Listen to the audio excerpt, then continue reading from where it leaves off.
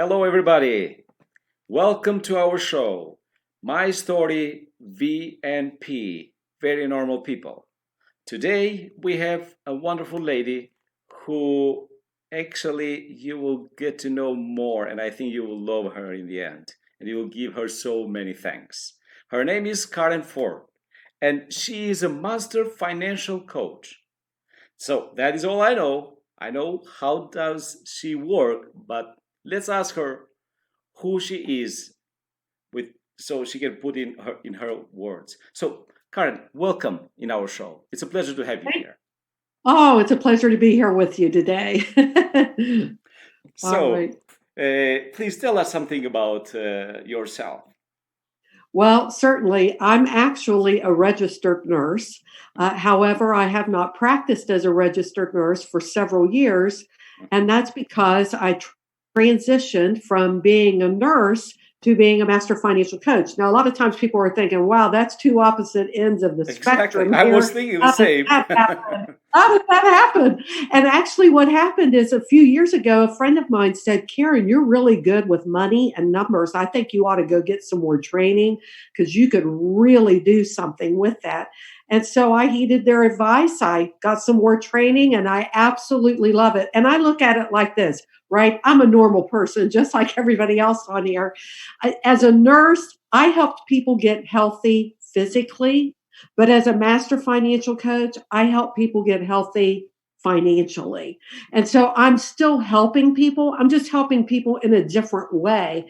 And, in the times in which we live with this global pandemic, wow, a lot of people need help with their money because this really threw people off guard. They didn't see this happening. None of us saw this happening. Mhm. And so it turned a lot of people's worlds, their livelihoods upside down. And that's where I can really come in and help individuals with their money related issues, with debt, a wide array of ways in the money related arena. And so I'm passionate about money. Listen, everybody needs money. I haven't met anyone yet to tell me, oh, Karen, no, thank you. I don't need any more money. They've never said, oh, no, thank you. I don't want any more money. Money is something that we all have to have because money, you have to have it to live. You have to have it to put a roof over your head. You have to have it to buy food. You have to have it to clothe your children. We need money every Right. single day. So I help people in that area. Yeah, and I think it's a very important one, especially in the century that we're talking. We are living in the century of the figures. People used to, Right. let's say, years ago, people used to say, "Do you have a home, or do you have a house, or do you have an apartment?" Now they say, "How many rooms does your apartment have?" It's a Right. number. Or how many houses do you have? How many villas do you have? It's like it's quite different. So Yes, I think it's very that's true. important this thing, right? Yes, absolutely. Uh, Now it is I say that is like we have people that they know how to count, how to put the things in order. They take their incomes and they subtract whatever they spend. Whatever incomes and outcomes and so on. But not everybody does those, and this is a very, let's say, this is the first mistake that people do, usually with the financial. So in your experience, uh, what are the problems that usually people have with the money? Well, one problem that people have is they make money and they spend it without ever doing a budget. And I know that budget, the word budget sounds like a four-letter word, and they're thinking, oh, that's horrible. I don't want a budget. But honestly, a budget is very empowering because a budget puts you in the driver's seat with your money. If you don't have a budget every month, then your money is out of control. You're one of the people that will look in their wallet on a Monday and there's money in there and you know how much money's there. And then by Friday or Saturday, you look in that same wallet and you think, what happened to that money that was in my wallet? Mhm. Because you're spending mindlessly. You're not realizing what you're spending the money on, how much you're spending. all of that. So actually, a budget is very empowering. So the number one mistake with people with their money is they're not budgeting. A second mistake that people have is they're spending more than they make. And, that can really be a problem because pretty soon that's going to catch up with you. You can't spend more than what you make and think you're going to be okay for any length of time. It's not going to happen. As I said earlier, I've coached people with a multitude of credit cards, a wide array of things. A third reason or a third way people make money mistakes is they spend too much money on a particular item. What do I mean by that? Well, if you make, and we might talk about different varying pieces of money here, but let's just throw out a number. If you make $2,000 a month, 2,000 US dollars per month, then you should not spend $1,000 a month on a house or rent. That's 50% of your money. You can't do that. So a good rule of thumb is somewhere between 25% and 30% of your money per month should only be spent on housing, whether that's rent or a house payment. And then something else, don't overspend on a vehicle. Yes, I know that new Mercedes or that new truck really looks awesome, but you may or may not be able to afford that monthly payment. And you're going to find yourself in a major bind if you overspend on a particular item. It's just not worth it in the end. It causes too much stress in your life. I would like to talk a little bit about single people, people who are single. Yes. How do they spend their money? When is their mistake? When they make mistakes in spending, and how? What do you see in this area? Well, one thing that I see with single people is they spend because of stress, right? They're tired. They're it. If you're single, whether you have children or not, you're the one who's taking the car in for repairs. You're the one who's going to the dry cleaners. You're the one who's doing it all because you're single. You don't have a mate. So you're the one responsible in doing all of that. And what I find with single people is they get tired, they get stressed, and they see spending money as a reward. Well, you know what? I deserve to go get those new pair of shoes, or I deserve to go on a shopping spree because I've done therapy, right? Oh, shopping therapy. Listen, that shopping therapy might work in the moment, but then you're really going to need therapy because now you're going to be really stressed because the bills are going to come due. So as a rule of thumb, I advise people when you're single to get a buddy, someone that's going to hold you accountable, an accountability partner. Now listen, you can't get an accountability partner that's going to be your friend. And what do I mean by that? You can't take your accountability partner shopping and you put on a pair of shoes and say, hey, what do you think about these pair of shoes? And your accountability partner says, oh, those look great on you. Get 5 pair. That it has to be somebody that's going to speak truth to you. In other words, that person would need to be willing to say, you know what? Those shoes look great on you, but I don't think you should buy them this month. You need to wait. It has to be an accountability partner that's going to speak the truth to you, whether you want to hear it or not. we need somebody to say, but. But. That's right. But that's right. And I think when people get married or in couples, the things change. For some, it's a little bit difficult to fit in, but for some others, okay. Can you please explain us a little bit how does it work from a single man to a couple, a family, maybe later with kids? How does it work, the spending and all this? Well, it's important communication is the number one key when focusing on money, dealing with money. And, I know there's a lot of listeners right now and you're thinking, wow, my spouse is a real spender and I'm a saver, or I'm the spender and my spouse is a saver, and they don't ever want me to spend any money. Listen, opposites attract. Have you noticed? Yeah. Husbands and wives, we look different, we think different, we act different. We all came up with different backgrounds. Maybe your parents, raised you differently than what the way your parents raised you. We have an onslaught of varying differences, and that's what attracted us to our spouse. Mm. So if you're a saver, chances are your mate is a spender. And if you're a spender, chances are your mate is if you're a saver, they're a spender.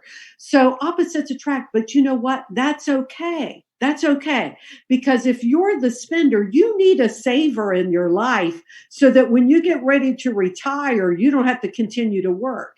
Right. And if you're a saver, you need a spender in your life so that you can actually have a life. Listen, you can't save every nickel, every dime. You can't save all of it and never go and enjoy it or go out to eat or go take a vacation or holiday. Listen, you need to have a saver in your life and you need to have a spender in your life. But mutually in a couple relationship, communication is key. It's okay. If your spouse wants to go on a shopping spree, sit down and talk about it. Mhm. How much will you allow me to spend? How much is okay for me to spend? And if your spouse is a saver, okay, that's great. How much can we save this particular month and still go spend some to have some enjoyment? Maybe go have a coffee, go somewhere, do something to enjoy the rewards of your labor. Listen, I don't want to work all day, every day, and never go get to spend any of it.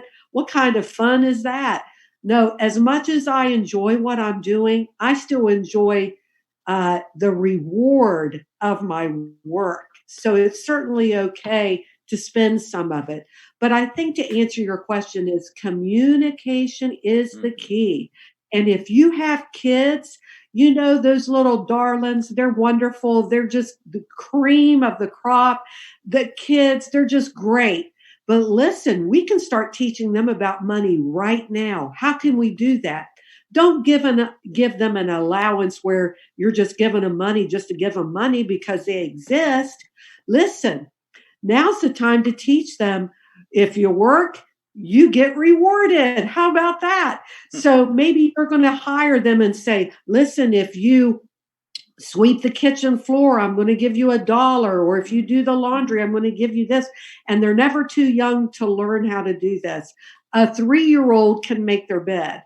Is it going to be perfect? No, it's not going to be perfect. But listen, if you teach them how to make their bed and you say, I'm going to give you this amount of money for making your bed every day, it's a reward for their work. It's not going to be perfect, but it's going to cause them to have a good self esteem. And they're thinking, wow, I really did that. And I made money by doing it. So look at the age of your children and make sure the task is age appropriate. Don't give them something if they're 5 years old that there's no way they could do it, but give them something age appropriate where they can actually start earning money in the process. It'll make them feel so good. And hey, moms and dads, that means you won't have to do all of it. Okay, that's a good one, especially for us that we have kids. That's Uh, right. so I'm recording this one. That's a good thing. So I'm going Oh, to good. keep notes for everything. There you So go. now there is. I've heard many people which they are in debt. They've used their credit cards or whatever, or they have a loan or mortgage. So and they in very beginning they think, okay, I have my job, I have everything, so they make their calculation and say, okay, it's gonna be okay. But life is not like that. We cannot predict our life. So sometimes the job is not anymore there for us. Sometimes something happens and we need money for our health, or maybe any expense that we have that we didn't even think about that. So how can people which are in debt, how they can be out of debt? Wow, that's a great question. Let me say this. First of all, to get out of debt, you need to have a plan. Maybe you didn't have a plan when you got into debt, but you definitely need a plan to Normally. get out of debt. And so what I tell people is write down a list of all of your debts from smallest to largest. Let's say the smallest debt you have is a credit card and you have a small monthly payment. Let's say it's $20 a month. Well, once that credit card is paid off, I don't want you to spend that $20 or pocket it. I want you to take that $20 from that credit card that you no longer have to pay every month because now that credit card is paid off. I want you to take that $20 and I want you to apply it to the next debt along with its minimum payment. So let's say the next debt is, a car payment. Let's say it's $300 a month. Okay. Now, instead of paying $300 a month, you're going to pay $320 a month until it's paid off, and so on and so on. That's what we call a debt snowball, because as you start paying off those debts, you're going to build momentum. You're going to get a quick win under your belt, because let's face it, if you don't see that it's working really soon and really quick, chances are you're not going to stick with it. So I always tell people, start with the smallest debt, pay it off first, and then you feel really good about yourself and you're more apt to stick with the program, and then so on and so forth. That is how you're going to pay off each of those debts and get out of debt more quickly. Once you get all of those debts paid off, the last debt, which is usually the largest debt, is your house. And now, whatever all of those other payments were, now you're going to apply that to your house along with its regular payment as well. You're going to be able to pay off that mortgage much more quickly. And boy, you're going to feel good about yourself once that's paid off. Right. Yeah, normally when you have a debt you have to pay and you do it, it's like, whoa, a great relief. Oh, yeah. So true. Now, also we have the other part. So we have people which are in debt, how to, thank you very much. It was very clear. Now we have people which already, they have their jobs. Let's say there's a couple, they have both of them work and they have some money, let's say aside, they have in the Okay. bank. So which will be the best way for them to invest if they can think about that, to invest those money? Because we know in the bank it's nothing, so you just let Right. it there and that's all. At least you don't lose Right. them. You don't you don't spend them, Right. so you have them there. That's right. But just to multiply a little bit, what is the best? What do you think? There's various ways. I always tell people diversify. Okay. There's an old saying that says, Grandma always said, don't put all your eggs in one basket, One right? basket. Because if you drop the basket, you're going to lose all the eggs. Right. So to diversify means you're going to spread it around. So I never tell people invest it in just one particular place. You want to invest in a multitude of places, but do your due diligence. Listen to podcasts like this, read up, find out what are some options that you may have. I tell people, look, you can look at the US stock market. There's lots of different stock companies that are soaring right now. You can also look into investing or purchasing silver or gold. Those are great investments. Something else is if your employer offers some type of retirement plan, whether it's a 401k, an IRA, a Roth IRA, some type of retirement plan where you're really going to earn more money back on your investment. I tell people, look at all of those options, and I also invest in real estate as well. So I invest in all of the above because if one market goes down, chances are the other markets will start rising. And so, again, you don't want to put all your eggs in one basket. You want to spread it around. But again, do your due diligence, do your own study, read, listen to podcasts, and learn and find out what are you comfortable with. You might not want to take all of your savings and start investing if you've never invested before. So if you've never invested before, start small. with a small amount of money. And here's a good rule of thumb. Find out what you're comfortable with right now if you've never invested. Ask yourself this question. If I invest this amount of money and I lose it, am I going to be okay? That's a good rule of thumb. If you have $100,000 in your savings and you're thinking, okay, well, I can invest $1,000, and if I lose $1,000, I'm okay. Well, then that's where your comfort level is right now. But if you only have $2,000 in your savings and you're thinking you want to invest $1,000 and you're thinking, wow, I'm not going to be okay if I lose that $1,000, then that is not your comfort level. You might want to start with just a couple of $100, but you have to look at the amount of money you have and see what you're comfortable with. Okay. So now I have a very interesting question. Oh boy. Okay. So if I have $10,000, where is the best place to invest them? Is that all you have? You only have 10? No, I have 20. I have 20, but 10,000 for investment, let's say. Or maybe I have 30, just to be, as you're saying. So. Okay, you have $20,000, but you're saying I can invest $10,000 and I'm okay, even if I lose $10,000. Okay, then I would say take that $10,000.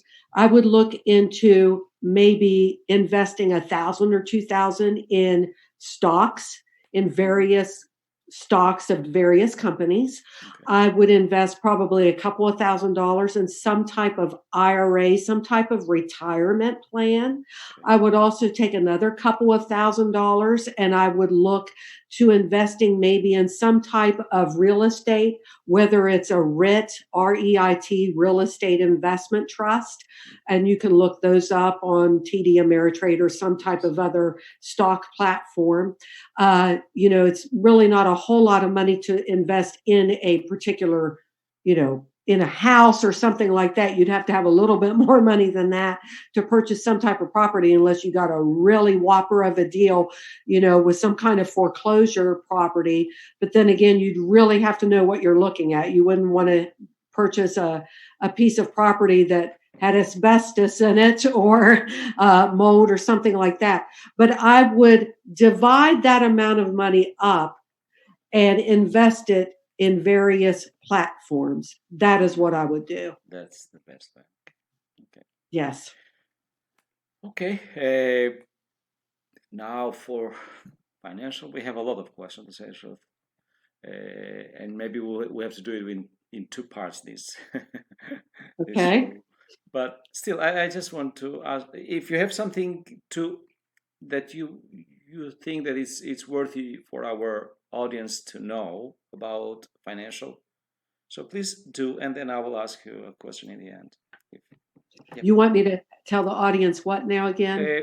Something that maybe we didn't touch it in our interview up to now. So something that you want to share with the people. I don't know. Okay. Yes. Well, one thing we didn't cover is it okay if you have a credit card? Well, yes and no. And let me define what that means.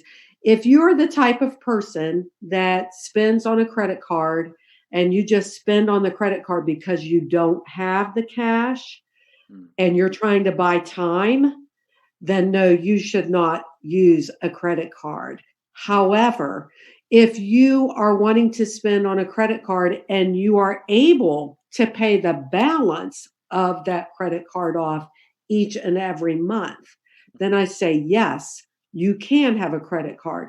But I have seen many people use credit cards. They'll use this credit card to pay off or to pay the payment on this credit card. And wow, that's just not going to work for you. You're moving. It's kind of like the shell game where here's the pea under this shell and you're moving it from this shell to that shell. You're just moving money around, but you're going deeper into debt. That's not the way to use credit cards. Certainly you can take the rewards for a credit card, for the points, for the airline miles. I'm all for that as long as you're responsible and you're able to pay that credit card off each and every month. But don't use the credit card because you're trying to buy time because you don't have the cash in the bank to put gas in your vehicle. Mm. Oh, no, you should not have a credit card because that means you're spending beyond your budget and spending beyond your means. Okay. The last question is, at least from my side, if you want to add something else, no problem. We don't Okay. cut it, okay? Okay. So, what do you think? How much time does a person need to be a millionaire? Let's say, how many years? Well, Okay. that's a good question. I would say that it's not really in the amount of time.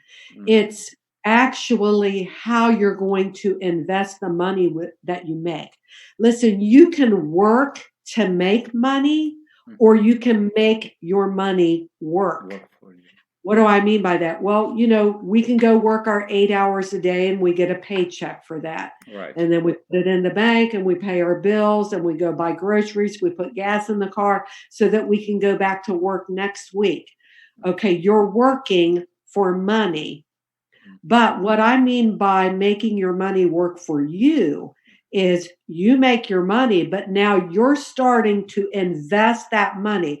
And when you invest money, your money is being put to work so that your money is making money while you sleep. And that's the route to go. So to answer your question, how long does it take for a person to become a millionaire? You could become a millionaire overnight if you are a wise investor. It could take you a year. It could take you 10 years. It depends on how aggressive you are in your investing and your comfort level in that. If you're 20 years old and you feel like, hey, I can be really aggressive right now, then that's your comfort level. Do it. But if you're 50, if you're 60, if you're looking at, I want to retire soon, you might not be that aggressive because you're thinking, wow, I need the money that I have, saved up in my nest egg. So I wouldn't say that there's actually amounts of time in that. It depends on what your comfort level is and how aggressive you're going to be in your investing so that you can make your money work for you. So I know that we didn't even speak just, the iceberg. We didn't even spoke, not just the tip of that. We have so much to speak about this, and especially true. people, yeah. But still, where can people find you? Well, they can go to my Questions, and if website, they which want is any Karen. advice from you, so where they can find you? Oh, absolutely. You can go to my website, which is KarenFord.org. You'll find lots of information there as well as my books. I've authored 4 books, and my books are also on Amazon. So you can find me on Facebook, KBF Money Managing, Instagram, KBF Money Managing. Okay.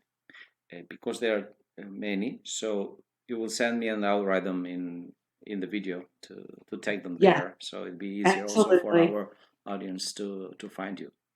Yes. So thank you very much, Garin. It was very interesting and very fruitful, I think. And Thank you so much. And I'm looking forward to hear later on people say, I found the mistake that I was making up to now. I was doing that, and thank you very much. And I'm looking forward to that. Because not just we make those mistakes, but you have courage to say, yes, I did that. Yeah, and I won't do it again. There it is. And I hope the finances for our audience to be changed because they heard from you, and maybe they can be in touch with you and to know more about finances. Because it's not well, easy. thank you so much. It was my pleasure. I thoroughly enjoyed it. Thank you so much. And guys, don't forget, subscribe, and also share it with your friends. Come on, don't miss it. You hear what's going on here. Hey, money man.